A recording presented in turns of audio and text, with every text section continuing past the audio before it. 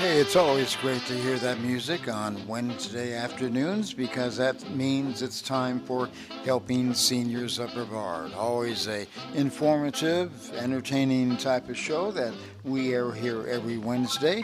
It's been created by your host, Kerry Fink. Kerry, by the way, I always like to say get a BOGO out of it because Kerry is also the executive director of Helping Seniors of Brevard. Kerry, good afternoon. How are you doing? I'm good, John Harper, and good afternoon to you. You know, we're just having almost like a Helping Seniors reunion today because also in the house is Nancy Deardorff.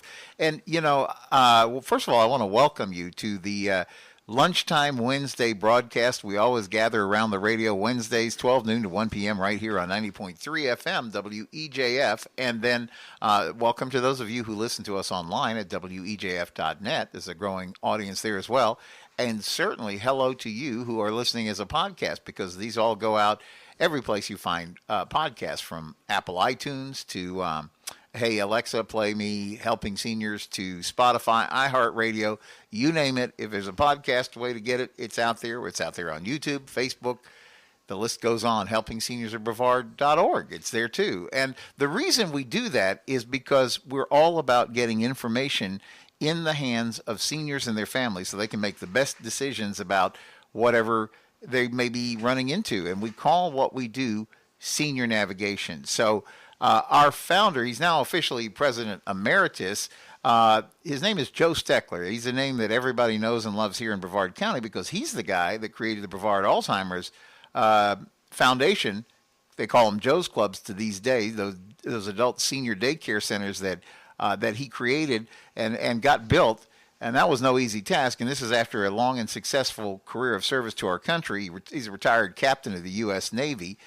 And he's he's age 90, going on 91, even as we're doing radio today. But Joe, in 2011, said we need to form another nonprofit because there's more work to be done for seniors. And he created Helping Seniors of Brevard. And John Harper and Nancy Deardorff, you guys were two of the first people in the door to say, let's help Joe build this thing. That's right. Nancy, you and I go way back. We do. It's been a good. Your headset okay? Yeah, we're good. It's been a good relationship. Before we get into anything, Kerry, I was just thinking, as you said, we meet every Wednesday for this lunchtime gathering. Yep. Well, I thought let's get our good friend Chef Julian Zabris to come in here and serve us lunch one of these Wednesdays, and we'll see what's on the menu. I won't say no to that. I am all voting yes for that. Chef Julian is amazing. Well, I'm preaching to the choir, but yeah, absolutely. Yeah, that'd be fun. No, it's a great time to gather around the radio, and it's really become the tradition. And as you know, as both of you know, and Jim Votro as well, we have talked so many times about the need to get information in the hands of seniors, and that really is our goal as we go into 2025. Is how can we get better information more frequently in the hands of seniors? Because so when Joe founded this organization, as you guys both know, he said, I learned that a lot of families have problems with memory, and somebody in the family is having a cognition challenge, and there's all those things. But he said every senior runs into stuff that they have to figure out. And Nancy, here you are with all those 3 decades plus of experience as a registered nurse. You've run home health care agencies. You have all this nonprofit background helping Joe get all this going. And John, you are like the master of communications. You're like the longest running talk show host here in Brevard County, and you actually got Joe established on radio all those years ago, and you've served. You're actually president now of the organization, and we're all working together to try to get information in the hands of seniors, because so often, you run into something. You may be the smartest person in the world, but it's a whole new area that you have no background for. So I wanted to I want to say this to Nancy first, because you have so much experience helping answer the phone lines and helping just get that whole part of the organization off the ground. Last year was 5,450 calls that we took on that free call 321-473-7770. But wow, you get calls about everything there. We do get calls about everything, and that's what we're here for.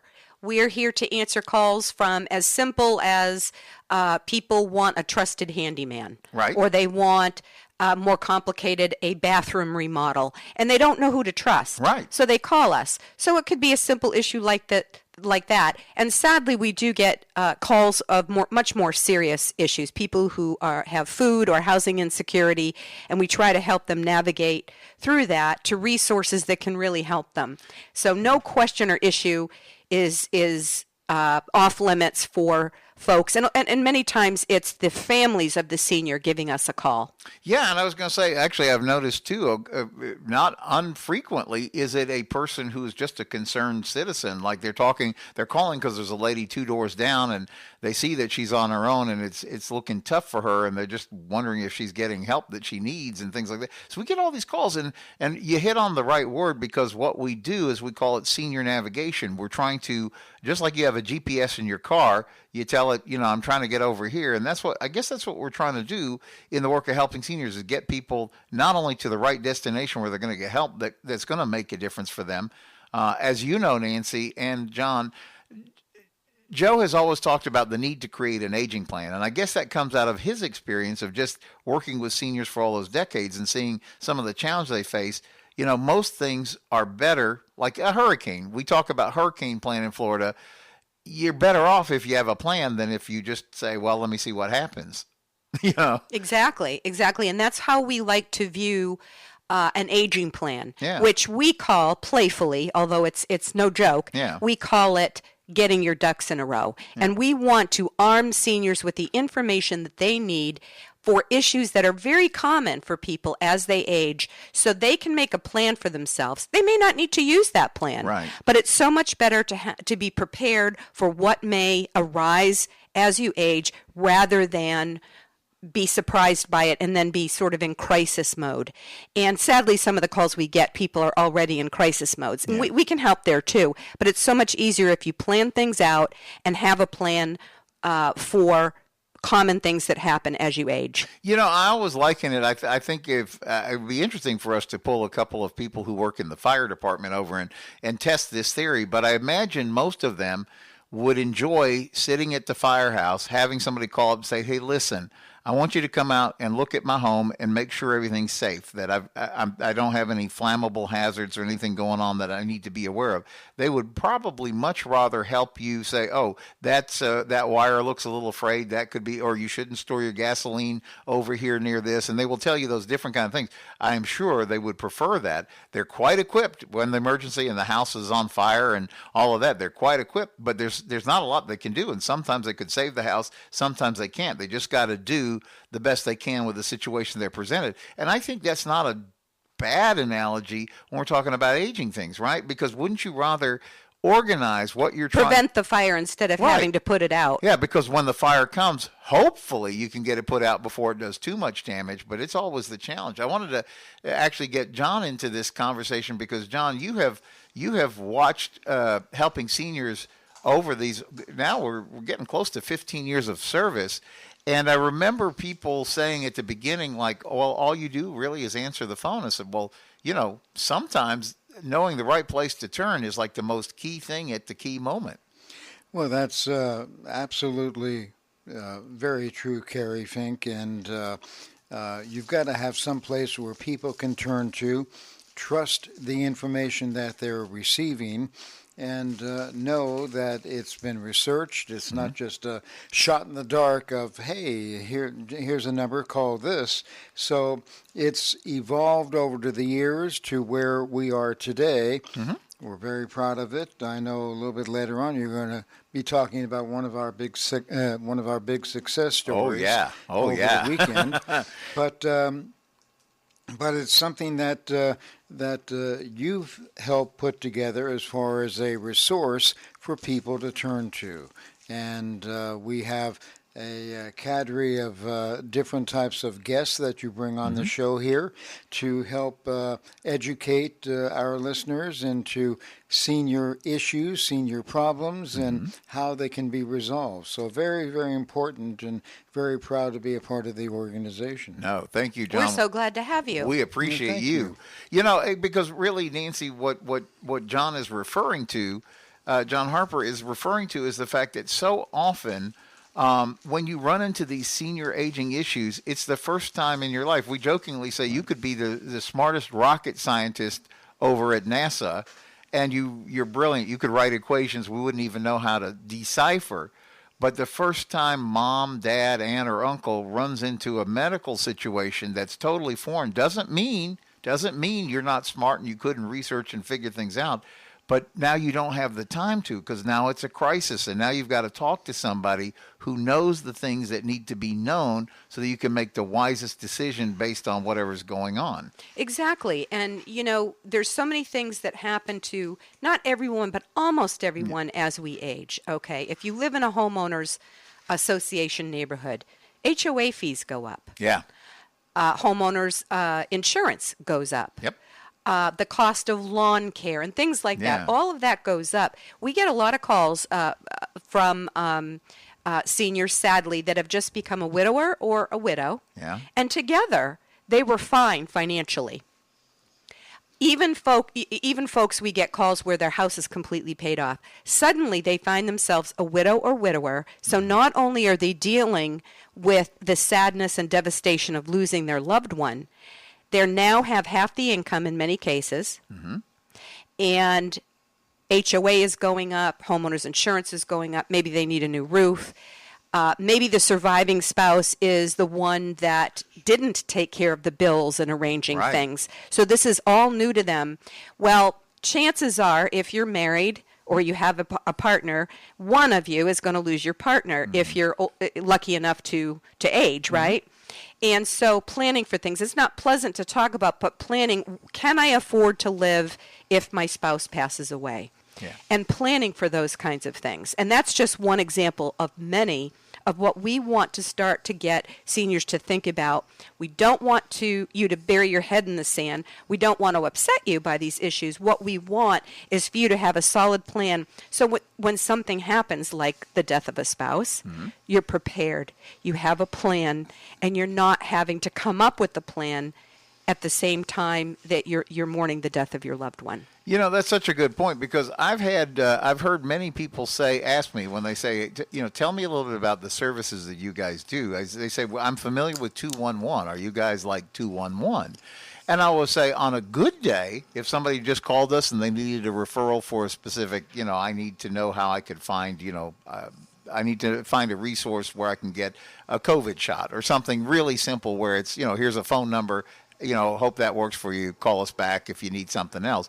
But what we found and what we've learned over nearly 15 years of operation of Helping Seniors is that usually a couple things happen. First of all, it's not that simple. It requires, we learned on average last year, it takes 7.3 calls to resolve what we call as a case, meaning somebody called and said, well, here's what I'm trying to work my way through.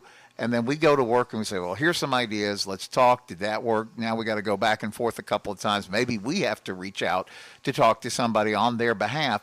So we found out it actually takes like 7 calls. So it's way more complicated. More complicated. These are conversations. These are, in some cases, complex issues. Yeah. And we're not 411. We're not information. Right. Oh, here's that number you were looking for. Here's the location. Our issues are not simple. Some of them are, granted. Yeah. But many of the issues when people call us, they have a story that goes with that, and they need help. And, yes, it requires a lot of follow-up phone calls and conversations with these folks. Right. And that's the thing where we say we step in because we have, a lot of times when you run into something, you go, well, let me ask the expert. Like if it's something going wrong with your car, you say, well, I'm going to call my mechanic and say, the car's making this noise. What do I need to do? Do I need to be concerned? Do I need to bring it in? So you ask somebody who knows that area. And then when you call Helping Seniors, we know those people who know those areas. In fact, talking about the aging plan, there's 7 very specific areas that we ask people to think about preparing for. And John Harper, as you've watched the Helping Seniors organization grow over the years, and both in terms of calls coming in, because the calls reached a record last year. I mean, it's just incredible. I think we keep getting more seniors, John, because A, more people are turning 65. B, more people are just flat out living longer. It used to be unusual to meet somebody who's 100. Now it's not, And then third, so many people are moving to Florida. Right, absolutely, yeah. So it's something, whenever someone moves into a neighborhood, you get several items in your mailbox as far as helpful phone numbers and tips and who to contact. And somebody over the age of 55 may want to know how they can get in touch with our organization to find out where they need to go if they have to get their roof repaired, whatever the case may be, lawn mowed, as you said, Nancy, and that's not easy to find sometimes when you first move into an area, especially if your husband had always done that or your wife had always done the bookkeeping or what have you. So it's a big resource and a big help to many residents here in our area, and we're happy to do that. You know, and there's so many areas that this whole conversation touches upon, because, John, you're speaking about some very practical and very necessary areas that people who do not have a long-term basis in our area where they've had a chance to really learn, they're having to scramble to find those places. But it actually also impacts so many other areas. You know, like somebody who's moving and says, well, okay, I've decided I'm going to have my retirement years in Florida, but I lived in, I don't know, upstate New York, or I lived in Illinois or something, and I'm coming down to Florida.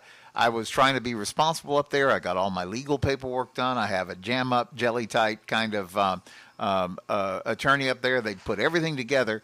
But now I'm in Florida. And so the very first question, and you both know this because we've had this conversation with some of the excellent elder law attorneys that participate and help us in the work of helping seniors, they all say the same thing. It's like, you know, technically your will from, New Jersey should be okay down here.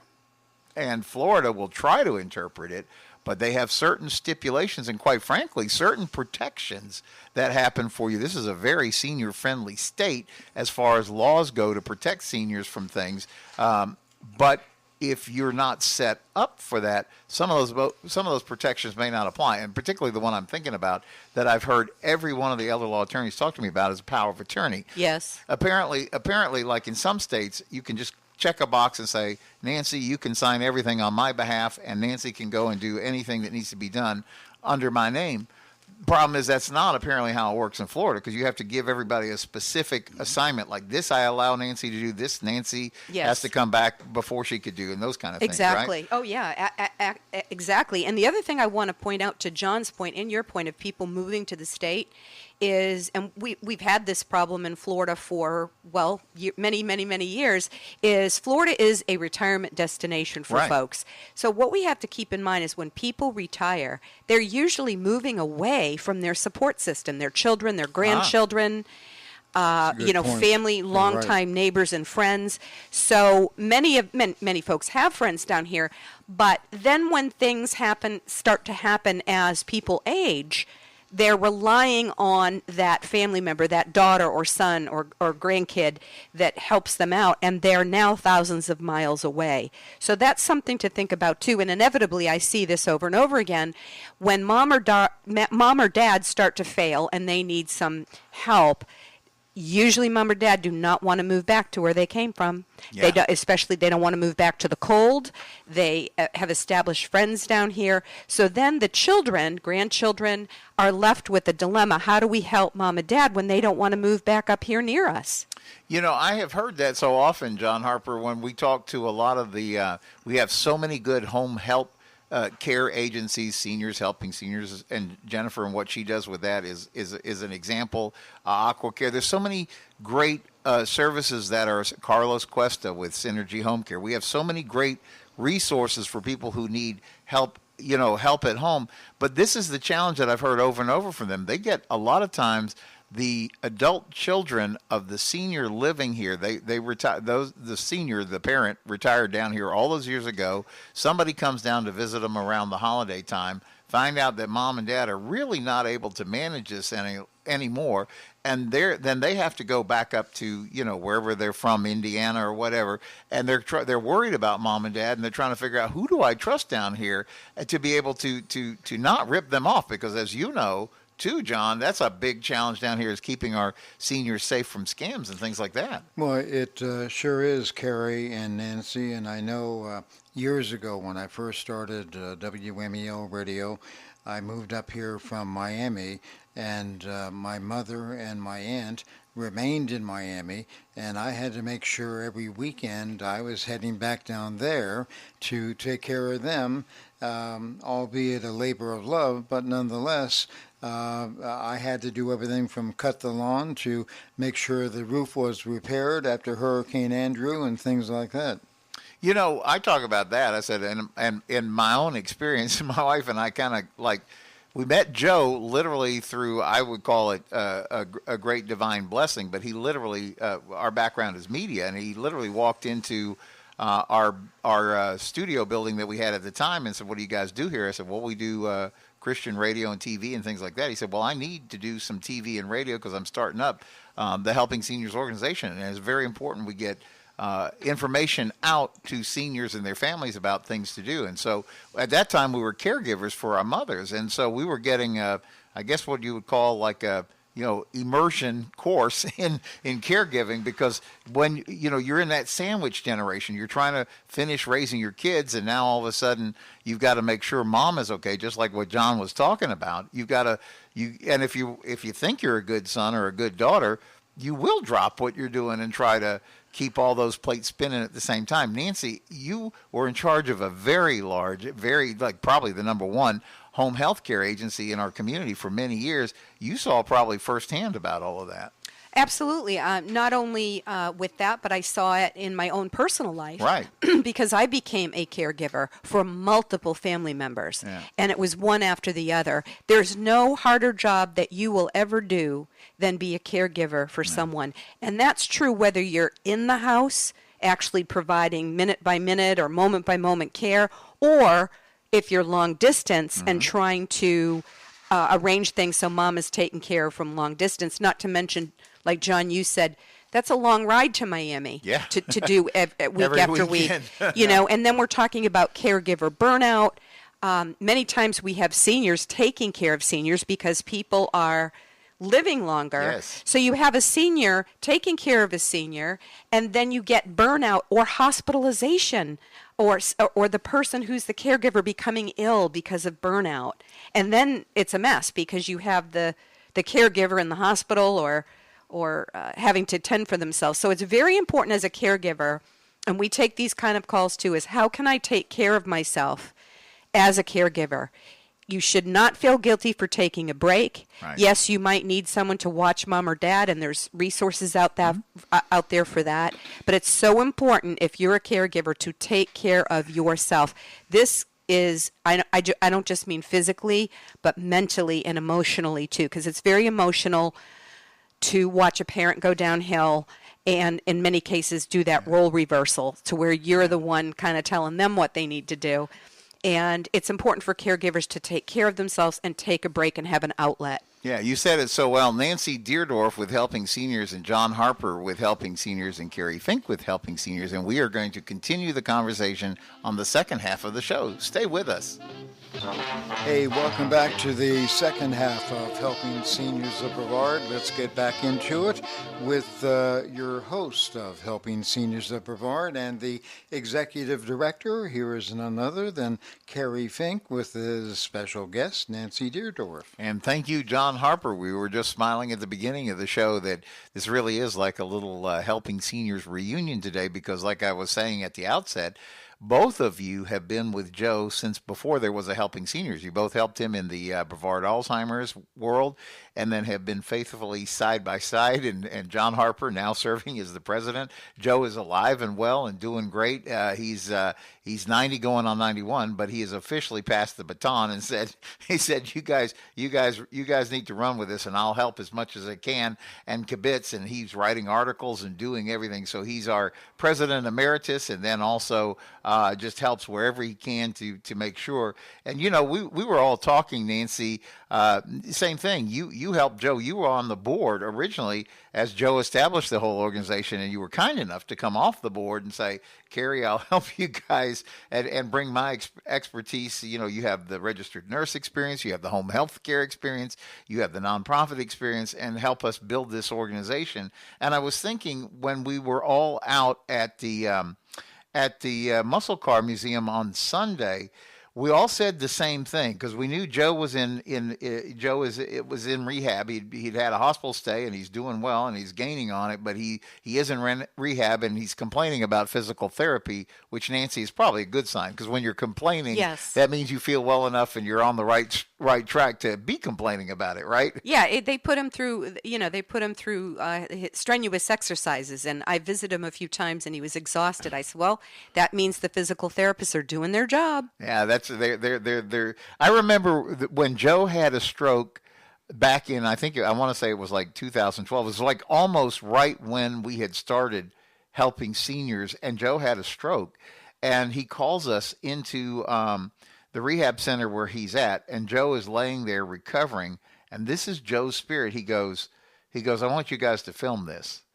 And he said, I want you to film this because I want you to see people bounce back. You don't have to accept this. You can fight your way through it. And so there we were. We were filming Joe doing speech therapy, physical therapy, occupational therapy, all the different things that Joe was doing. We filmed him in the gym doing the workouts and everything like that. And there was a lady whose name was Elba, and she was one of the physical therapists.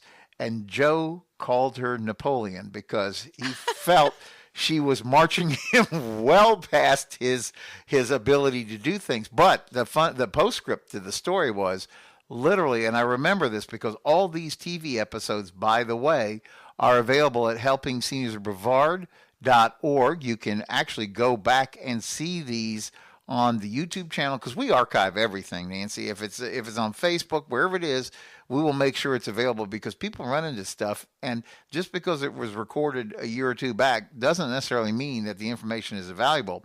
And so my point about this, when we filmed Joe recovering from the stroke, we literally sat down 1 year to the day of his stroke and filmed a TV episode, and we brought in his emergency room physician and a few other folks 1 year to the day, and you would never have known Joe had been through that stroke.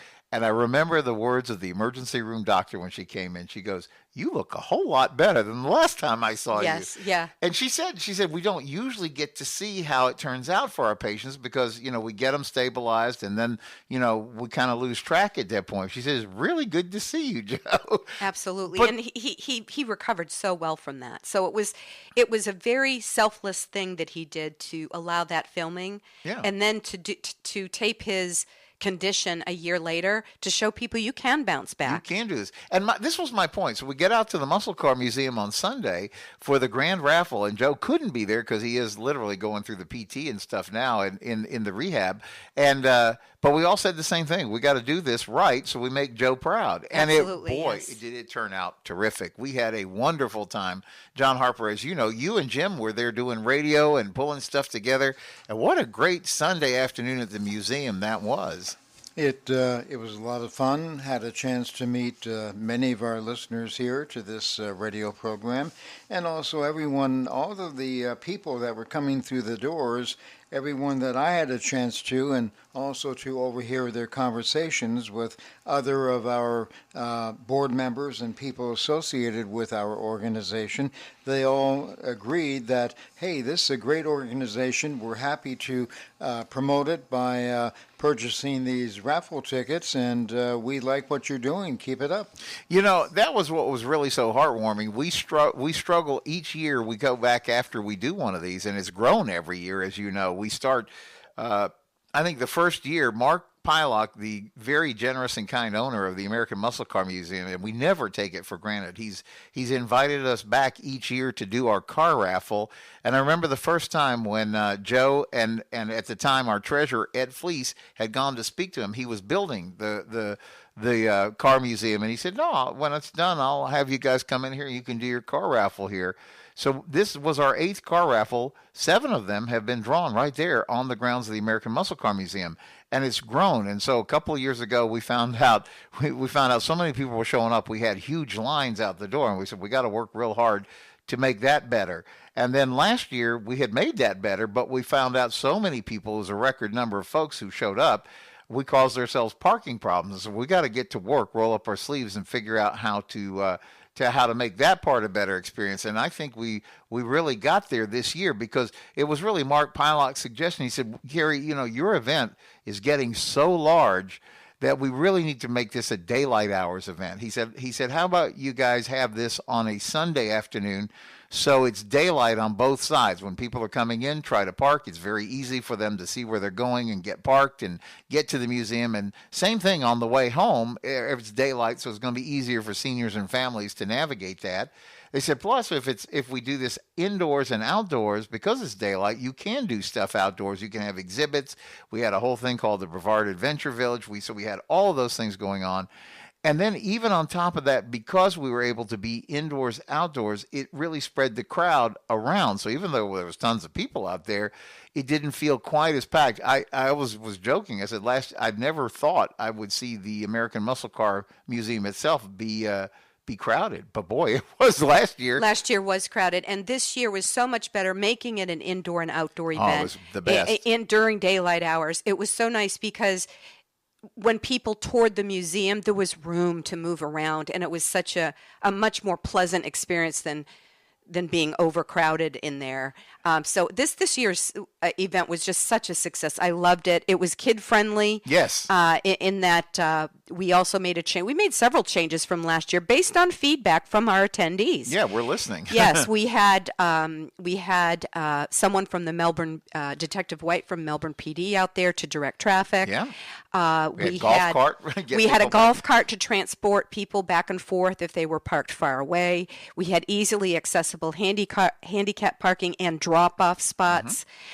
We had food trucks out there. So lots of changes, lots of positive changes, all based on last year's attendees' suggestions for how we could improve their American Muscle Car going experience. And we just have to thank not only the attendees, but as you know, as everybody knows, you don't have to be present to win the car. And in fact, our winner wasn't present. So we thank everybody who got their tickets, because 100% of what we collect stays in Brevard County. That's right. To help our senior population. So thank you to all who supported our 8th annual car raffle. We really appreciate you. We couldn't do it without you. No, 100%. Nancy Deardorff. I was telling people, because we were actually out. We were invited to be out at Our Savior Church there in Cocoa Beach that morning, literally the morning of the raffle. And you were invited to be out at St. John's in Vieira, and we were able to have tickets available after the mass services out there. And so, I mean, we're like trying to be every place at one time, but it really worked out beautifully. And I love the fact that it was a family-friendly event. John Harper, as you were so instrumental in sitting there at the table, they had a 50-50 raffle where, people can donate, and then half of the proceeds, somebody wins back half of it. And then the other half goes into, to see the, to help the organization. And you got to meet and talk to so many people as they were coming by there. Sure did. And again, they all were very happy and excited to be there on Sunday afternoon to tour the museum, check out all the cars and a lot of the other things that the museum has added now over the years. I liked especially the old bicycles. Oh, yeah, yeah. That was kind of special. But anyway, everybody coming in had a great attitude, very positive, and it was a good atmosphere. It really was. And even the drawing, I want to comment on the drawing, because Mark said, listen, not only when we do this in the daylight hours, we can make it family friendly, but also we're able to do the drawing outdoors. Because I don't know if you saw the pictures from the year before. It was like wall-to-wall people all the way back to the end of the museum. And what we got feedback was, like, if they were back toward the end of the museum, they couldn't actually hear it. So DJ Big Papa, who is like the best, he provided a great soundtrack. He just made the whole thing a party anyway. But when it came time to do the drawing, it was really excellent because everybody could hear. We were able to do it out there with the portico, so everybody could be spread across the parking lot and still hear what was going on. And so when Mark Pylock, he goes, I want somebody to pull the winning ticket who's not who didn't buy a ticket. So he finds a kid out of the audience, calls him up, and gets the kid to they spin the barrel and reach in and pull out the winning ticket. So Mark reads out the winning ticket number, and so there's always that that pregnant pause where we're all standing like, is it somebody? Is the person here? And just so you know, like probably half of the raffles we've done, the person has been there. It was not last year. Our person was actually out on vacation. I was Diane Pelak. She gets back in town, hears the message, said, what a nice message to come home to, and then chooses the Mitsubishi. But the year before, Gail McGinnis was in fact in the audience. And I remember as Mark was reading out the numbers, there was a commotion over in a corner, and everybody was poking at this lady going, that's your ticket, that's your ticket. Yeah, she couldn't believe she won. And she runs up on the stage, and Mark says, what car do you want? And she's like, I want the Camaro. And it was a done deal. So this time the gentleman was not home, but as soon as we pulled the ticket, was not there. As soon as we pulled the ticket, we said, well, let's try to give him a call. Well, he answered like on the first ring, and I said, this is Kerry Fink from Helping Seniors, and is this Jim Newman? He said, yes, it is. I said, well, I'm standing here with thousands of new friends of yours because you are the winner of the 2024 Helping Seniors 8th Annual Choose Your Adventure Car Raffle. And the crowd goes wild behind. He's like, I can't. He says, wow, my mind is blown. I can't imagine. He said, my wife I'm sitting down to watch a football game, and my wife is getting ready. She had just gone over to the grocery store to pick some stuff up for dinner. And I can't wait to tell her when she gets home. So I said to him, I said, well, it's non-binding at this moment, but do you have a car choice? What would you, because everybody wants to know who's the winner. And then the very next question is, well, what did you pick? Because if you remember, we had 7 great cars in it. We had everything from the Mitsubishi Outlander to the Kia Sportage, those great little SUVs. We had the Mazda Miata convertible in there. We had a Jeep Compass Sport. We had a Chevy Colorado truck. We had the Dodge Hornet, a little sporty race car. We had a Mazda 3. So we had so many good choices for people to pick from. I said, which one are you going to take? He said, I worked in GM parts and did a lot of work for many, many years. He said, I'm really partial to the Chevy Colorado, and I think that's what I'm going to take. And so literally yesterday, he was at Boniface Hire Chevrolet picking up keys to that brand new truck. That's how it works, Nancy. So excited and so happy for him. Yes. So happy for him. You know, when everybody likes to see the winner. So when someone's not actually present, when we announce the winner, when Mark chooses the winning ticket, the second best thing is to get them live on the phone. So it was very exciting. Yeah, he was there. You know, and I was going to say that too, John. When we were talking to him, this is the fun part. This is how the community. You know, we always have this expression: it takes a community to raise a child, but we've really adopted that too as we talk about. That's why we're all. I was thinking earlier, you guys were talking about all being caregivers in our own sphere of life, and that's probably what gives us a passion to do this, is because we see how important this is to do the right thing when you're working with an aging loved one who's running into some challenges.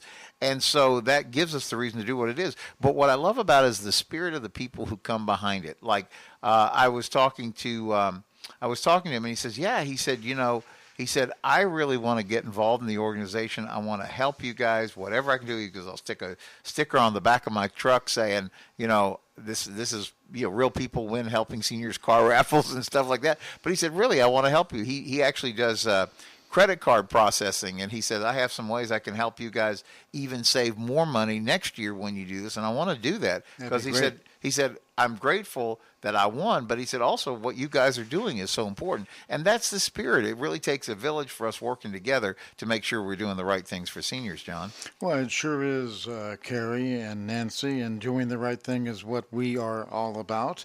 Makes a lot of sense, and if this gentleman can help us for next year. Absolutely. That would be terrific. And I joked with you at the event on Sunday after the winner was announced. I said to you, Kerry, I believe it was on the interview, I said, now what do we do? And you said, well, we start like Macy's Thanksgiving Day Parade, start planning for next year tomorrow. Can I say something about that? One of the most heartwarming things is I say this every year. I say we never take any of this for granted. We realize we have no right to rest on any kind of laurels. Thank God it was a very successful day, a wonderful day. We were blessed with great weather, blessed with great people, just a great, great outcome. And we're so grateful for everybody who bought a ticket. But we don't take any of it for granted, Nancy. We just kind of like, Okay, well, let's pull up our bootstraps and let's run at it again. Here's what really made the day for me is at the end of the day, everybody had left. The volunteers, we were joking. They have this amazing force of yellow shirted American Muscle Car Museum volunteers who keep the place humming. They're the ones that are passing out the sodas, the waters, the chocolate chip cookies, making sure everybody was getting where they needed to go to in the museum and all that.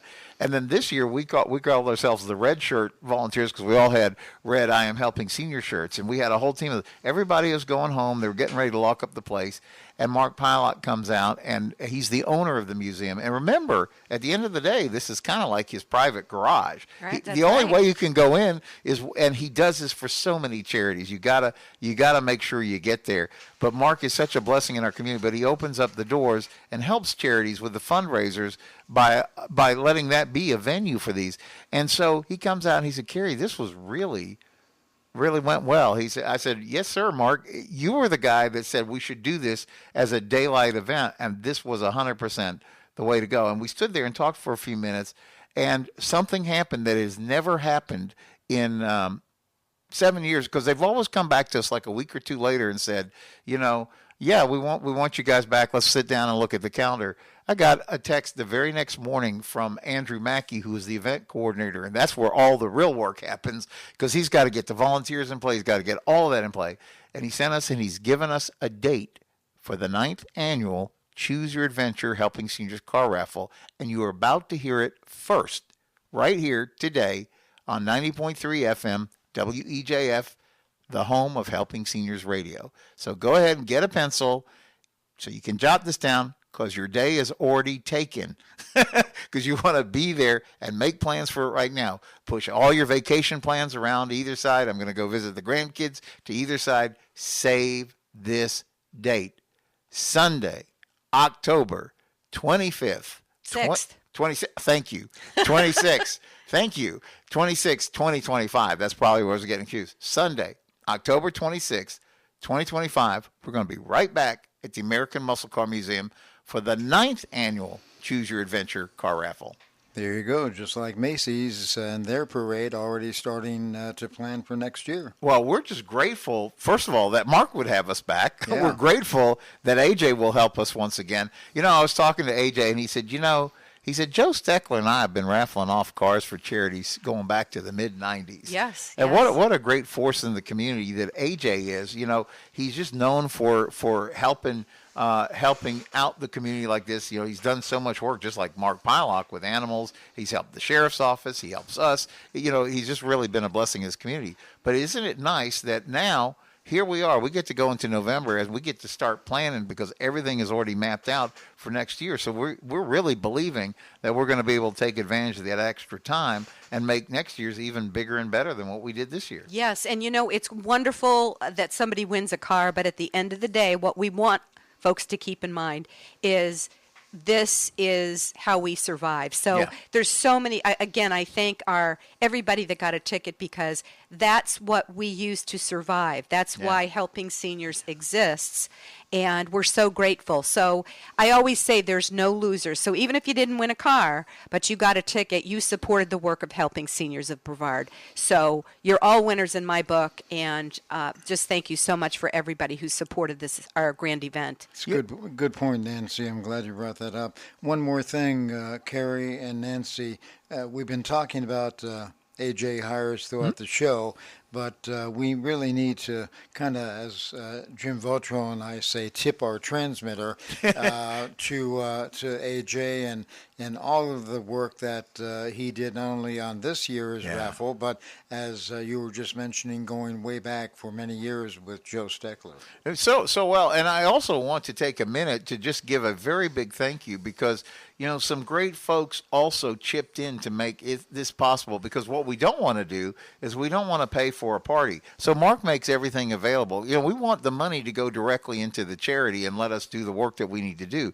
So great folks like Ruth Rhodes, who is one of only 2 board-certified elder law attorneys in the county. She actually serves with us on the board of directors for Helping Seniors. So it's so wonderful to have somebody of her skilled talent to actually help us in this work. But not only does she help us in that, she became a key sponsor for the event. So her and her team were out there. They were out there on Sunday with good information. They are just wonderful, wonderful resource for people trying to map out everything senior as it comes to elder law attorney. And we've had so many conversations about the importance of that. But also great folks like Carlos Cuesta at Synergy. They were an event sponsor. Our friends at Danica Scuderi Lucio with Advocates for the Aging. They were an event sponsor. We had so many great people. Vicki Moore with Moore Insurance Solutions was out there. Aqua Care came out to help us. We had folks like Total Long-Term Care Consultants were out there with. Chris Morse was out there with the Helping Seniors Travel Club talking up the cruise that we're going to take at the end of January, beginning of February. I'm trying to think.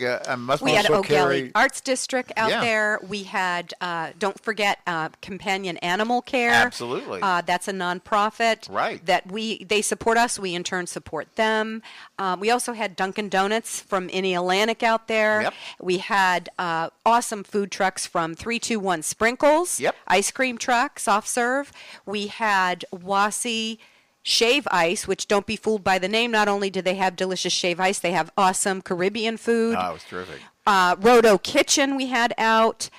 So it was just a great time, and we don't want to forget anybody. So all these folks will be recognized. We'll let you know who these supportive folks are in our December newsletter located in Senior Scene magazine, and not to mention John Fredrickson with Senior Scene magazine. Yeah, we're going to do a whole section in the December newsletter. Obviously, we closed out November before we got to find out who the winner was on October 27th.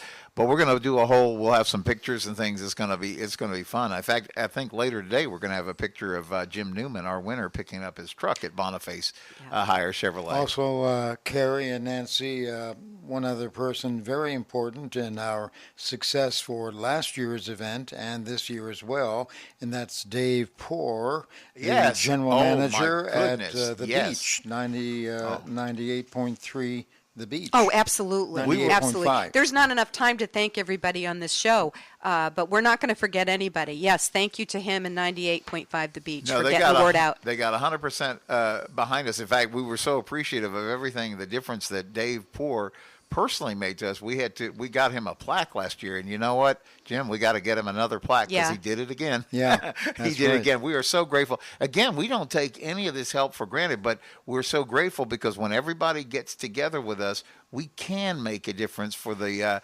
25% of Brevard County that's over 65, or as we like to say, 1 in 2 who's over age 50, because we'll use the AARP thing. We won't insult you and send you a birthday present of a AARP membership card, but we will be there to help you as you go through those birthdays. That's the time we have. Thanks, Nancy Deardorff and John Harper. Thank you. You're welcome. What a great time to talk about helping seniors. We'll see you back here lunchtime Wednesday next week.